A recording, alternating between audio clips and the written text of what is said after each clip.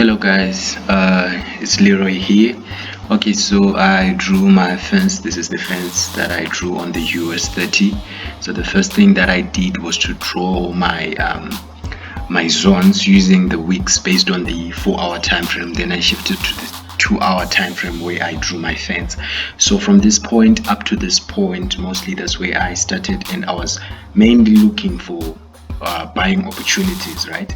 And I wanted to make sure that whenever I buy and sell, I have to first of all look at the zone, and then I also look at the fence. So for instance, at this point, this is this is a good selling point, because as you can see, we have the zone that is acting as a resistance, and also the fence from line number 3, it has to go back to line number 2, right, which is what happened here, and it managed to go all the way down to line number 1.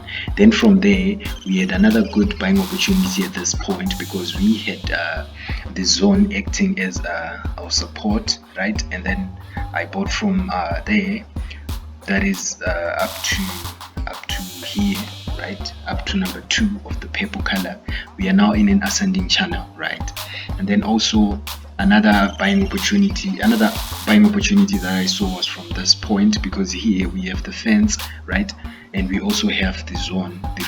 The zone there is acting as our support, and I managed to put a buy from this point up until we got to the number 2 of the next color, and the scenario there is this one. And also here we had a great selling opportunity, because here we have the zone at this point that is acting as the resistance, and also from the fence we have to move from channel number 3 to the middle channel of the next color, the middle channel being number 2, line number 2 of the red color, then also going back for a buy. But yeah, basically that's it.